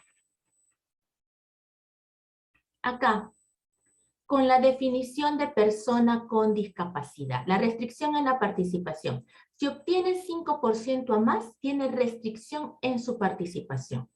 Pero si obtiene menos de 5%, significa que es una persona que está con discapacidad, pero que está participando. Y eso es lo que se entiende la mayoría. ¿Por qué está participando? Porque el entorno se adapta, ha logrado adaptarse o incorporar a las personas con EPOC y sus necesidades. Sus apoyos son personales, lo tiene don Félix. ¿Y por qué tiene este apoyo? Porque también tiene la economía suficiente, el dinero suficiente para poder mantener un estándar de funcionamiento en la ciudad que es donde se está desplazando. Esto es en cuanto a la restricción en la participación, la interpretación del valor. Y acá está la definición de persona con discapacidad que define, ¿no? Que la que tiene deficiencias físicas, la que leen acá de carácter permanente, que al interactuar con diversas barreras actitudinales y del entorno, es decir, al participar, no ejerza o pueda verse impedida en el ejercicio de sus derechos y su inclusión plena y efectiva. Todo esto es la participación y eso es si tiene 5% más decimos que tiene restricción. Y ahora para finalizar pasamos a la parte de... ¿Quemado? No, hemos corrido. ¿Han caído? Pero Valoración de la Vamos a ver si la gravedad, el diagnóstico que tiene EPOC le genera discapacidad. En conducta, de 0 a 6, en el chat, ¿cuánto le ponemos? De 0 a 6. Acá tienen la definición de cuándo es 0 en conducta. 0, muy bien. En comunicación, de 0 a 6, 0. Muy bien, estamos de acuerdo. En su cuidado personal, 0. Muy bien. ¿Hasta ahora tiene discapacidad don Félix o no? Tiene discapacidad. Ah, exactamente, hasta ahora no tiene discapacidad. Pero pasemos entonces, mira, tiene un problema. No, hasta ahora discapacidad en cuanto a la ejecución de actividades, porque en cuanto a restricción en su participación, ya tiene de grado moderado. Pero ahora veamos acá, la ejecución de actividades. En cuanto a su cuidado ya vimos. En cuanto a la locomoción. 1, 1, 1, 1. Bien. En cuanto a la disposición corporal, y miren cómo puse 1 y acá se movió. 3. Ajá. Las actividades de disposición corporal, 3. En cuanto a la destreza de manos y de pies, 0. Ojo, acá en conducta muchos calificaron, muchos no, bueno, algunos médicos calificaron con un valor distinto a 3. Recuerden, la conducta valora la parte del comportamiento y de la planificación, no la ejecución de la actividad. La ejecución de la actividad la vemos acá en locomoción, disposición personal, cuidado personal. Y en situación, aquí sí, va a depender de lo que ustedes me hayan calificado. Si es, por ejemplo, si han registrado para la resistencia, 3. Si han registrado que desea únicamente, es por el uso de inhaladores y no han registrado resistencia que requiere se califica con un 2. Entonces va a depender de lo que ustedes estén seleccionando para poder registrar el número. Con esta calificación, entonces, tenemos que don Félix tiene una discapacidad, un EPOC que le genera una discapacidad de grado moderado y con una restricción en su participación de grado ligero. Doctora, finalmente, si me dan unos segunditos más, por favor. Acá. ¿Por qué es importante conocer la gravedad de la discapacidad? 2 cosas. La primera, si esta gravedad es severa, va a estar asociada al siguiente punto que van a ver a continuación, que es requerimiento de productos de apoyo personales, específicamente a si es dependiente de otra persona o no. Solo si es severa. Ahora, en la misma Ley General de la Persona con Discapacidad, también hay pensiones no contributivas por discapacidad severa. Y acá mencionan 3 requisitos, uno de los cuales es tener discapacidad severa. ¿Qué significa? Que como médicos vamos a valorar la gravedad de la discapacidad. Y si es leve, registraremos leve, y si es moderada, moderada, y si es severa, severa. El hecho de que tenga discapacidad severa no le otorga automáticamente esta pensión no contributiva. Y con eso he terminado mi presentación. Si tuvieran alguna consulta, o ya quedó claro todo. Doctora, buenas noches. ¿Cómo está, doctora Stephanie? Dígame. Sí, doctora, una consulta. Justo, bueno, estaba hablando con uno de mis asistentes que hace la parte de rehabilitación, ¿verdad? Y la duda que nos quedó es que en el caso de los bebés que nacen con algún tipo de alteración cromosómica, a veces los familiares buscan el certificado de discapacidad a temprana edad, a los 6 meses, 7 meses. Y en ese caso, o sea, se registran, bueno, los diagnósticos tanto etiológicos como los diagnósticos de daño, pero en el caso de calificar la discapacidad, varias de las actividades que no aplica, ¿cómo valoramos en el puntaje ahí? O sea, ¿cómo lo podríamos hacer si muchas de las cosas no aplican, ¿no? Conducta, locomoción. Exacto. Vamos a ver. En el caso que nos está poniendo, menores de 3 años. Empecemos. Baremo, ¿se le aplicaría, doctora? ¿Qué dice? En menores de 3 años. ¿Se aplica o se registra diferido? No se aplica. No se aplica. Se registra diferido por la edad. ¿Por qué quedamos? Recuerdan el caso de Daniela de 3 años, es para que quede claro. Los baremos se aplican a partir de los 3 años, tanto el de aprendizaje y aplicación al conocimiento como el de actividades y participación. Hay un baremo que va de recién nacido hasta los 3 años. Ese está en construcción. Los baremos se aplican de los 3 años en adelante. Entonces, a esos pequeñitos, diferido. Pasemos entonces a la calificación de discapacidad. En conducta le va a salir 0 si tiene 6 meses. En comunicación también. Obviamente no le va a salir la severidad acá. Puede haber, si tiene hipotonía, puede haber algo acá en lo que es cuidado personal. A ver, déjenme ver aquí. Actividades. O sea, no va a haber una correlación entre la magnitud de la deficiencia, que es evidente, y la discapacidad. ¿Por qué? Porque los primeros años de vida, todo ser humano es dependiente. En ese sentido, probablemente aquí nos salga entre discapacidad leve, puede llegar a moderado, en algunos casos será severo, puede llegar moderado, puede ser leve, y puede haber algunos en los cuales quede inclusive en sin discapacidad. Y en ese caso no se emite el certificado. ¿Por qué podría ser ese caso? Cuando todavía no haya una expresión de esta manifestación genética. Doctora, les escucho. Ah, ok. Sí, no, mi duda era, o sea, en los casos en los que usted menciona que podría ser 4, 5, o sea, eso sería en pequeñitos que estén más cercanos a los 3 años, ¿no? Porque si son chiquitos de 6, 7 meses, o sea, ¿cómo?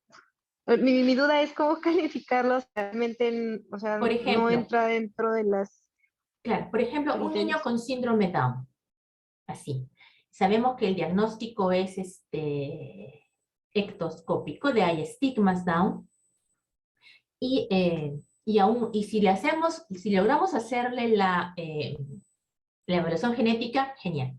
Pero si no, estamos con el estigma físico. Entonces, en conducta, un bebé de 6 meses no le va a salir. En comunicación, tampoco. En su cuidado personal, todo bebé es dependiente de. En cuanto a locomoción, no le corresponde. En cuanto a disposición corporal, tampoco es dependiente. En destreza para adaptarse al entorno, manipular, agarrar, sujetar, podría ser ahí un poco por la hipotonía, porque todo Down tiene hipotonía. Pero cayó algo que es alimentarse. Esto es en servir, sujetar cubiertos. En lo que es para alimentarse, ya está. Para beber, comer, eso va en disposición, en cuidado personal. Ahí por la hipotonía podría llegar hasta un 1, porque 2 es producto de apoyo.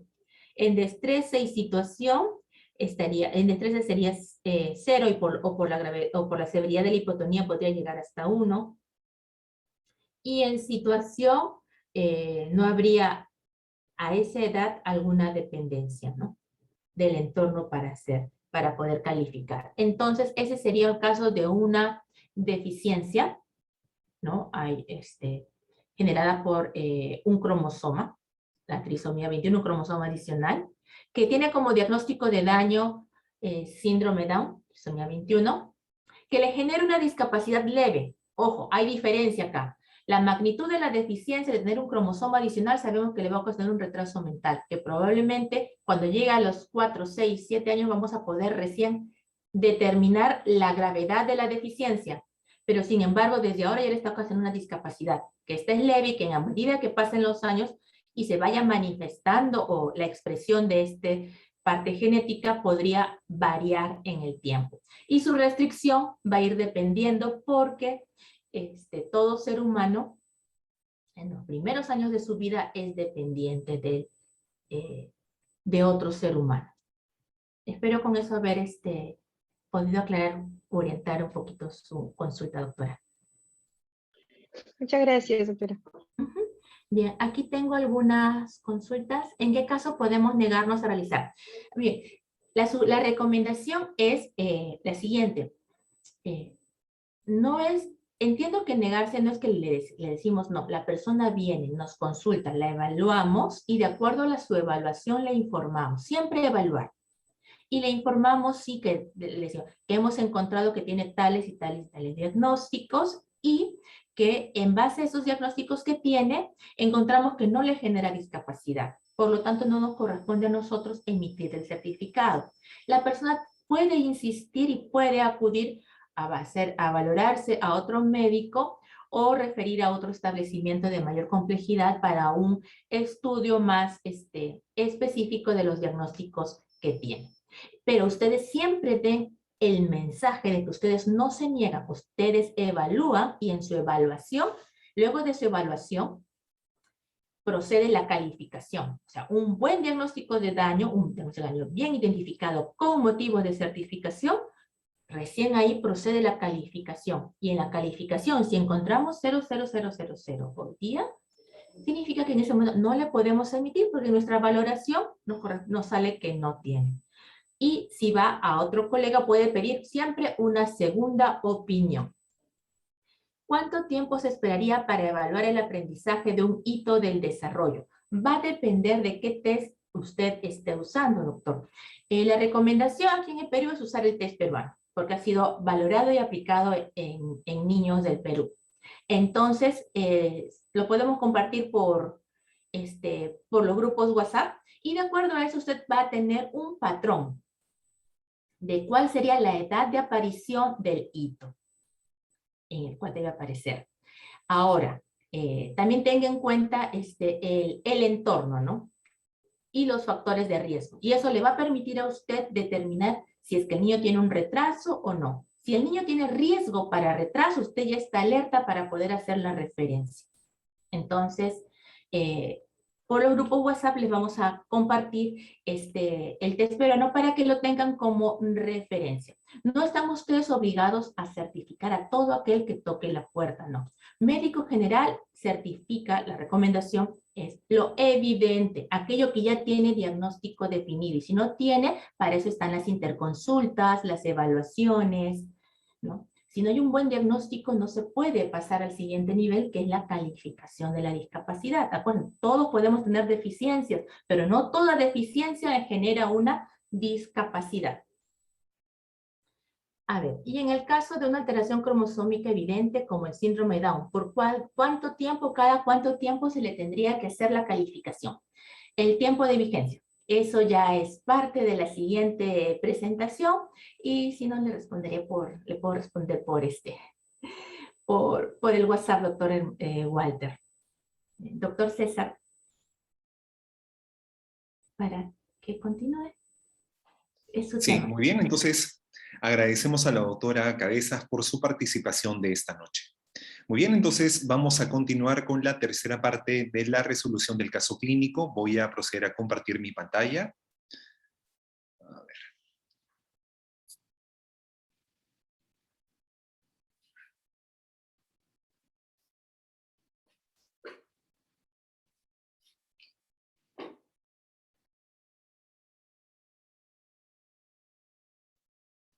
Muy bien, entonces vamos a continuar con la tercera y última parte de la resolución del caso clínico número 4. Para esto vamos a hacer la resolución de los numerales 6, que es requerimiento de productos de apoyo y o personales, el numeral número 8, que son observaciones y o recomendaciones, y por último lo que es el tiempo de vigencia.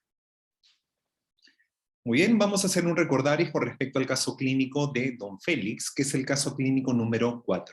Entonces, es un paciente varón de 77 años que cuenta con un diagnóstico de daño de una enfermedad pulmonar obstructiva crónica con un CIE-10 J449 y cuenta con un diagnóstico etiológico de problemas relacionados con el uso del tabaco, con un CIE-10 de Z72.0, que presenta una gravedad de la discapacidad moderada y tiene una restricción en la participación ligera. Muy bien, entonces vamos a resolver lo que es la parte del numeral número 7, que son los requerimientos de productos de apoyo y o personales. Para esto nosotros nos vamos a guiar de nuestra norma técnica de salud número 127. Específicamente en las páginas tanto 18, 19 y 20, nos mencionan lo que es el anexo número 3, que es el instructivo para el llenado del certificado de discapacidad. Específicamente en la página número 19, en el numeral número 6, menciona sobre lo que son los requerimientos de producto de apoyo y o personales. Entonces, lo que nosotros sugerimos es que al momento de poder hacer la resolución de esta parte en el formato del certificado de discapacidad, nosotros podamos revisar lo que figura en la norma técnica de salud. Muy bien. ¿Cuáles son estos productos? Voy a leerlos literalmente como figura en la norma técnica de salud. Los productos tanto de apoyo es para terapia y mantenimiento médico esencial de uso permanente, para marcha y transporte, para comunicación, información y señalización y otros productos de apoyo. Y los productos personales serían para asearse, vestirse, cocinar y comer y dependencia de otra persona, ¿no? Entonces, si nosotros revisamos la norma técnica de salud, el anexo número 3, el numeral número 6, nos menciona que para cada producto de apoyo hay un listado que nosotros tenemos que revisar. Como recomendaciones, se puede marcar más de una opción. La otra recomendación es que el producto de apoyo y o personal tiene que estar relacionado con lo que se haya colocado en el numeral número 4 de discapacidad, se tenga o no el producto de apoyo. Y la otra cosa importante es que para nosotros poder marcar dependencia de otra persona, tenemos que haber colocado una codificación numérica de 4, 5 o 6 en el numeral 4 de discapacidad. ¿Qué significa esto? Que la persona requiere la asistencia de otra persona la mayor parte del tiempo. Entonces, si es que el paciente requiere la asistencia de otra persona la mayor parte del tiempo, nosotros marcaríamos como dependencia de otra persona. Muy bien, entonces, habiendo dicho esto, vamos a aperturar los micrófonos para poder hacer la resolución del caso clínico número 4. Muy bien, entonces, a ver. Comenzamos desde el último. A ver. Vamos a ir con el aula Y. Vamos a darle paso a la doctora Stephanie Muñoz. Doctora Muñoz, por favor, aperture su micrófono. Buenas noches, doctor. Sí, ¿cómo está, doctora? Buenas noches. Doctora, cuéntenos, ¿qué fue lo que usted marcó como requerimiento de producto de apoyo y o personal en el caso de don Félix? Para terapia y mantenimiento médico básico, doctor. Muy bien, ¿por qué motivo, doctora? Porque él estaba recibiendo primeramente terapia respiratoria para lo que es la fluidificación de secreciones y también el mantenimiento médico básico por su hipertensión arterial, que toma pues sus medicamentos antihipertensivos. Perfecto. ¿Marcó usted algún otro requerimiento de producto de apoyo y o personal? No, doctor. Solamente eso. Perfecto. Muy bien, muchísimas gracias.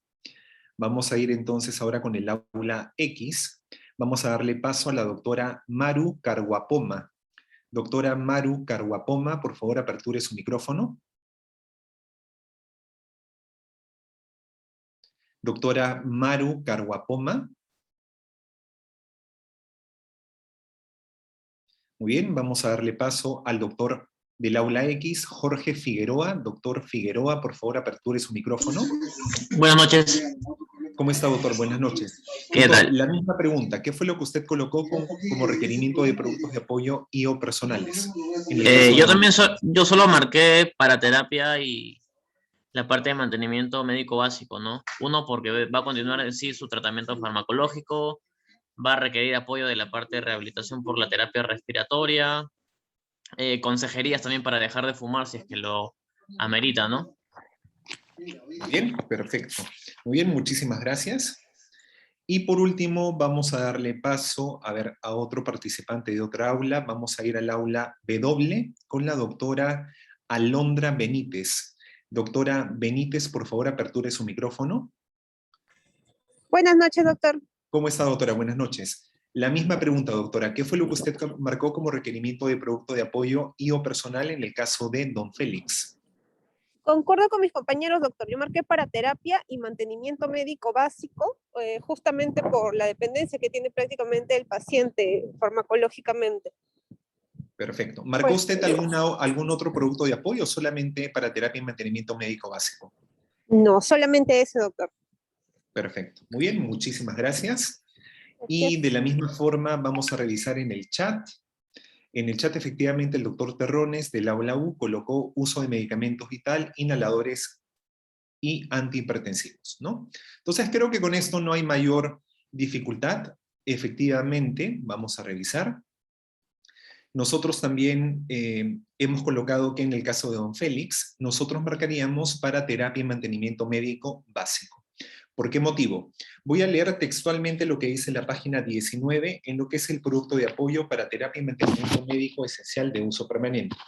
Y menciona, como para terapia circulatoria, diálisis, bolsa de estoma, prevención de úlceras por presión, sonda vesical, marcapaso, medicamentos de uso vital o esencial permanente, entre otros, ¿no? Nosotros ya conocemos que don Félix tiene un diagnóstico y don Félix toma una medicación para ese diagnóstico que tiene.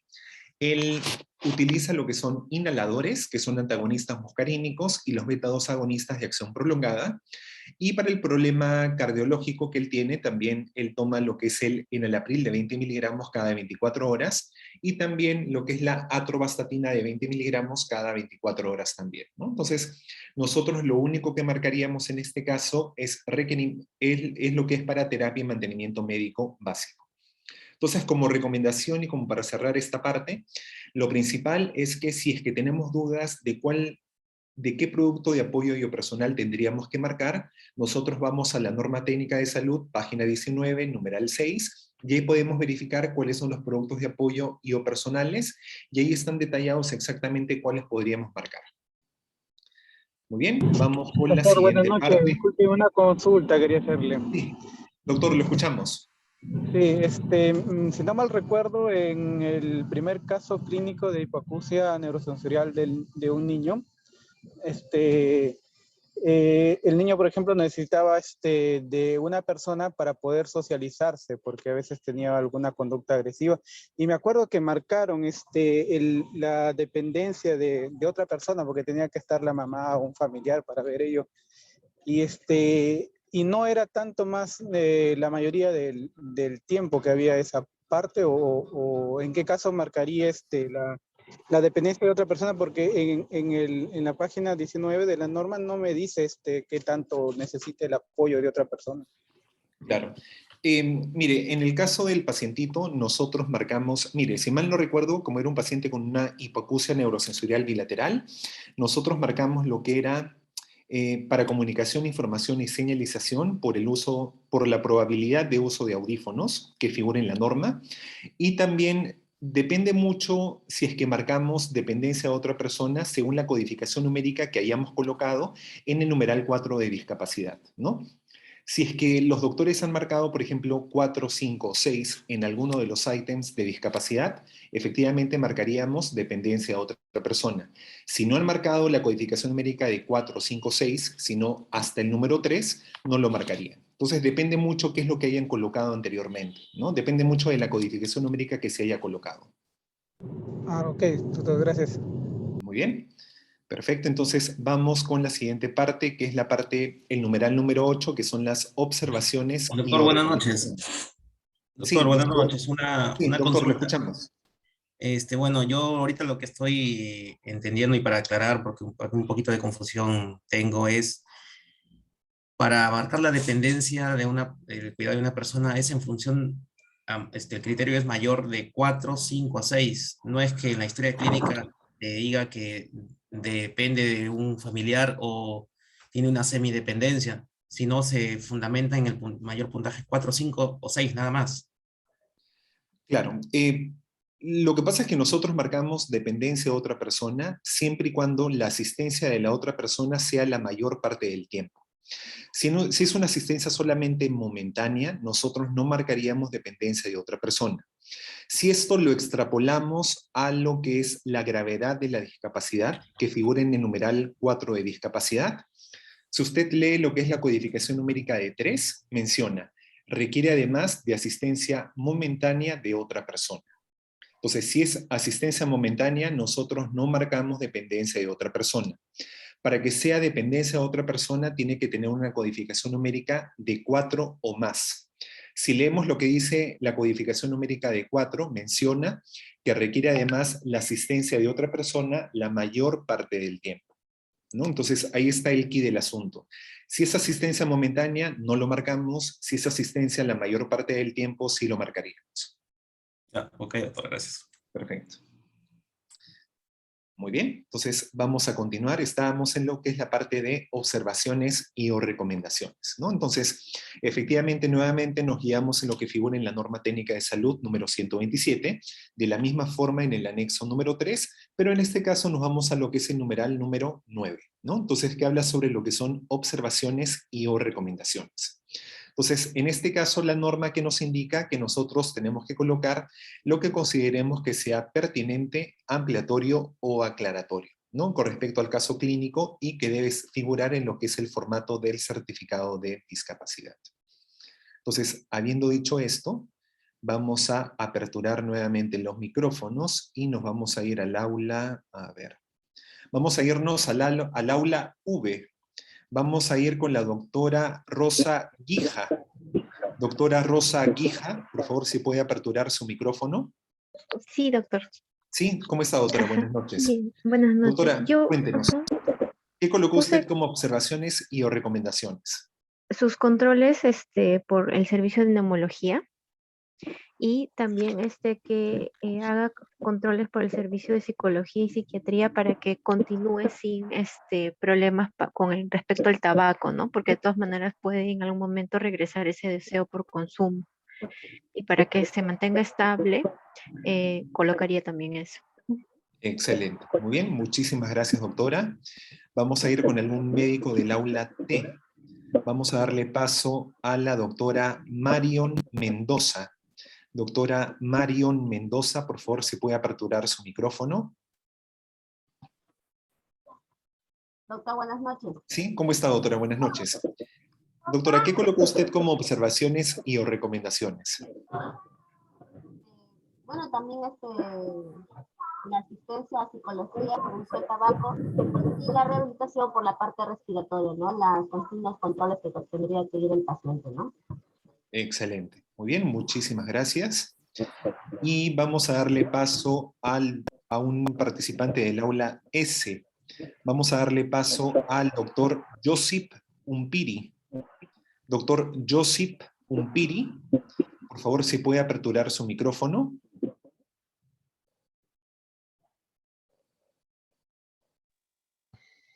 Doctor, buenas noches. ¿Cómo está, doctor? Buenas noches. Lo escuchamos. Con respecto a las observaciones y recomendaciones, igual yo lo que requiere controles por neumología y controles por cardiología. Excelente. Muy bien, muchísimas gracias. Vamos a leer también lo que se ha colocado en el chat. A ver, acá el doctor Carrasco del aula S colocó control médico por la especialidad de medicina física y rehabilitación para la posibilidad de rehabilitación respiratoria, continuar con controles médicos por neurología y cardiología, continuar con la terapia crónica y recomendaciones de no fumar. Excelente, bastante completo. La doctora Martínez colocó control médico por medicina física y rehabilitación y posibilidad de terapia respiratoria, ¿no? Entonces, efectivamente, nosotros también de la misma forma hemos colocado que para el caso de don Félix, nosotros colocaríamos lo que es el control médico por la especialidad de medicina física y rehabilitación para posibilidad de rehabilitación respiratoria. También colocaríamos lo que es continuar con controles médicos por las especialidades tanto de neumología y cardiología. También continuar con la medicación y no fumar, ¿no? Acá también el doctor Gamero en el chat nos coloca control por psiquiatría por dependencia de tabaco, ¿no? Sí, también es válido la observación y o recomendación, ¿no? Nosotros como recomendación también sugerimos que al menos siempre se debe colocar una observación y o recomendación, ¿no? No dejarlo vacío el espacio, ¿no? Siempre hay algo que se puede recomendar al paciente y que éste figure en el certificado de discapacidad. Muy bien, entonces vámonos con la última parte, que es lo que es el tiempo de vigencia o reevaluación, ¿no?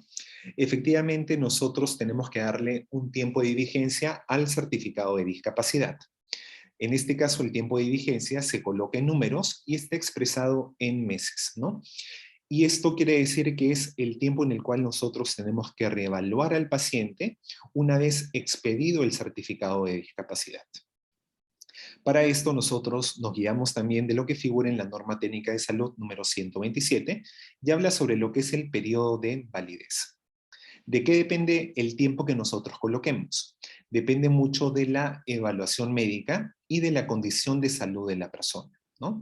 Efectivamente, la norma técnica de salud número 127 no nos menciona que por un diagnóstico X tenemos que darle un tiempo de vigencia o reevaluación Y, ¿no? Entonces, esto depende mucho, es bastante subjetivo, de acuerdo a lo que el médico, evaluador, calificador y certificador encuentre según la evaluación médica que haya hecho del paciente y según la condición de salud de la persona. No olvidar también que la discapacidad no es que sea lineal a medida que pase el tiempo, ¿no? Es dinámica. Puede ser que mejore o empeore de acuerdo a las intervenciones que se hagan con respecto a la discapacidad que presente, ¿no? Entonces, nosotros tenemos que considerarlo esto para poder colocar lo que es el tiempo de vigencia o reevaluación. Muy bien, habiendo dicho esto, vamos a aperturar nuevamente micrófonos. Ahora nos toca el aula R. Vamos con el doctor Federico Martínez. Doctor Martínez, por favor, ¿se puede aperturar su micrófono? Sí, buenas noches. ¿Cómo está, doctor? Buenas noches. Cuéntenos, ¿cuánto tiempo de vigencia le damos al certificado de don Félix? Como sabemos que este es un paciente crónico, yo le estoy poniendo, puse 12 meses, porque si este paciente que es crónico no acude a su control médico con medicina, rehabilitación, neumología, psiquiatría, se puede tener la evaluación mucho más severo o tener una discapacidad mucho más severo lo que puede estar. Yo considero un año, 12 meses, a mi criterio personal. Perfecto. Muy bien, muchísimas gracias. Vámonos nuevamente con el aula Y. Vámonos con la doctora Iris Luzuriaga. Doctora Iris Luzuriaga. Buenas noches, doctor. ¿Cómo está, doctora? Buenas noches. Considero que podrían ser 24 meses, ya que es un paciente que, bueno, tiene una enfermedad crónica, que aparentemente por ahora está controlado, pero que puede empeorar, ¿no? Entonces, en 24 meses reevaluarlo para ver si de repente ha aumentado las restricciones que presenta el paciente. Perfecto. Muy bien, muchísimas gracias. Y por último, vamos a darle paso a un participante del aula Y. A ver, vamos a darle paso a la doctora Alexandra Zapata. Doctora Zapata, ¿le escuchamos? Doctor, yo consideré que sería reevaluación en 12 meses, puesto que había sobre todo una lista importante que iba progresando. Entonces, del caso de que esta pues tenga una mayor repercusión en su calidad de vida, lo consideré 12 meses. Perfecto. Muy bien, muchísimas gracias. Vamos a leer entonces ahora los mensajes del chat. A ver. El doctor Gamero coloca entre 12 y 24 meses por ser un problema crónico y progresivo. La doctora Guija coloca 12 meses. El doctor Carrasco 36 meses debido a la cronicidad de la patología. El doctor Sánchez coloca 36 meses porque lleva un tratamiento de forma regular. La doctora Terrones 24 meses porque puede variar la gravedad. La doctora Burneo, 24 meses por el pronóstico de gravedad. El doctor Mendoza, 12. El doctor Jove, 24 meses. El doctor Terrones, 36. La doctora Yacas, 24. La doctora Postigo, 12. Entonces, efectivamente, nuestro tiempo de vigencia para la reevaluación del paciente fluctúa entre los 12 y 36 meses aproximadamente, ¿no? Entonces, efectivamente, nosotros también hemos colocado 36 meses, ¿no? ¿Por qué 36 meses? Porque efectivamente es un paciente que tiene ya un diagnóstico definitivo, es un paciente que tiene una enfermedad crónica que aparentemente está controlada, es un paciente que tiene acceso al sistema de salud, es un paciente que cuenta con un apoyo de forma momentánea, ¿no? Para poder hacer sus actividades. Entonces, debido a todos estos factores, nosotros hemos considerado que podrían ser 36 meses. Esto no quiere decir que los doctores que hayan colocado 12 o 24 meses esté mal, ¿no? Porque la norma, como lo dije anteriormente, no menciona que para un diagnóstico en específico tenemos que darle un tiempo de vigencia para una reevaluación determinado, ¿no?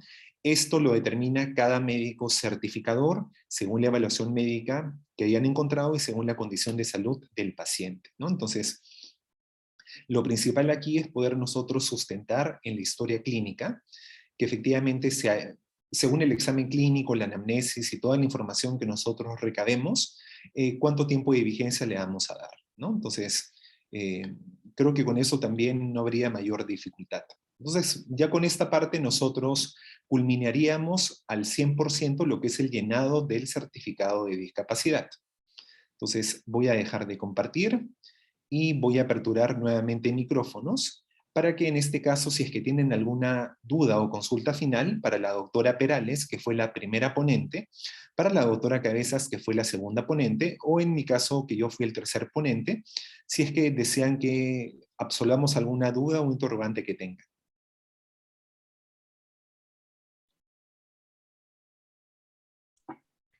Buenas noches, doctor. Sí, doctora. Con respecto, hay un área donde tenemos el porcentaje, ¿no? De discapacidad, perdón, de restricción. Allí hay un recuadro donde dice diferido. Eso en ningún momento he visto, ¿no? ¿En qué momento lo puede usar o debe ser usado? Y bueno, en lo particular me pasó con el caso del señor Félix, que debo ya con todo el repaso de hoy mejorar esa parte. Yo lo coloqué diferido porque en realidad a mí me dio leve y me dio el porcentaje entre 5 y 24 fue leve, y me impresionó que como no lo iba a certificar con discapacidad, no, yo le coloqué allí, rellené con una X como marcando el diferido con respecto al certificado. Sí, esa es una pregunta está en el área de baremos de calificación. Es el sustento. ¿Cuándo marcar diferido en los baremos? Lo encontramos en la página 8 de la norma técnica, donde les leo, menciona en el numeral 5.5.2, el tercer párrafo de este numeral dice así: el médico que certifica puede prescindir de calcular el porcentaje de restricción en la participación cuando la complejidad del caso no puede ser resuelta en el establecimiento de salud, debiendo consignarse como diferido en el formato correspondiente, es decir, en el aplicativo, pudiendo ser completado en otro momento con el apoyo y asesoramiento de un especialista en la materia a través del uso de medios de comunicación a distancia, telemedicina, o pueda ser referido a un establecimiento de salud que tenga la capacidad resolutiva de la materia en consulta. Entonces, diferido significa postergar veces la calificación, la aplicación de esta herramienta a los baremos de desempeño, ¿no? Cuando por la complejidad del diagnóstico este no puede resolverse en ese momento, requiriendo y teniendo ahí dos alternativas. Hace una consulta de telemedicina o hace una referencia. Y el otro momento, que es lo que hemos conversado en este caso, bueno, en este momento es para los menores de 3 años. En esos momentos únicamente se puede poner diferido.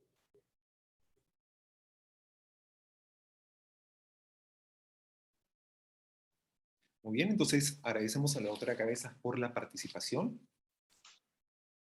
Muy bien, no sé si es que alguno de los participantes tenga alguna otra consulta o duda.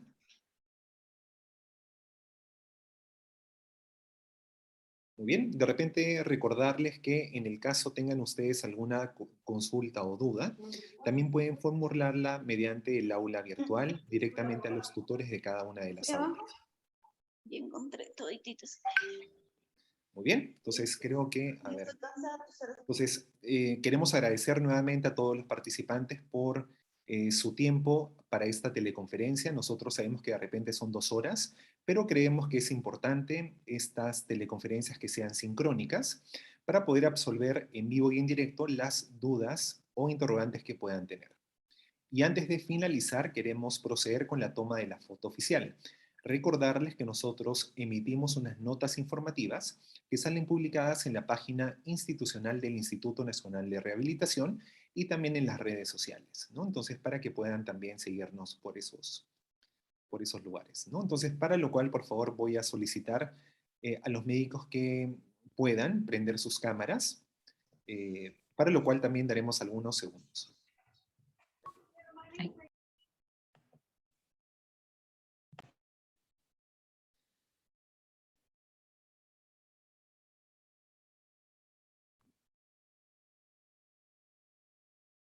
Muy bien, tenemos entonces ahorita, vamos a ver algunos segundos adicionales, porque somos ahorita 70 personas conectadas en esta teleconferencia sincrónica. Nuevamente agradecer la participación de todos ustedes. Muy bien, entonces vamos a proceder con la toma de la foto oficial. En este caso tenemos 3 páginas, entonces vamos a proceder con diferentes fotografías.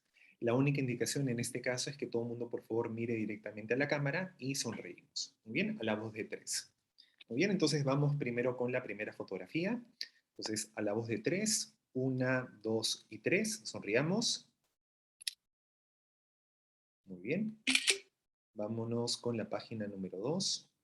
Nuevamente, 1, 2 y 3. Excelente.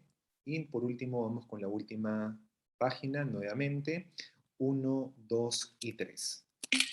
Perfecto. Muy bien, entonces agradecer nuevamente a todos ustedes por su participación de esta noche. Muy bien, y nos estaríamos viendo ya para la teleconferencia de clausura del curso, ¿no? No olvidar que ya este fin de semana empezamos con la fase número 3, que es la última fase del curso que estamos llevando actualmente. Bien, entonces, muy bien, que tengan todos ustedes buenas noches y nos estaremos viendo en una próxima oportunidad. Buenas noches, buenas noches. Buenas noches, gracias. Buenas noches, gracias. Buenas noches, muchas gracias. Gracias, buenas noches. Buenas noches.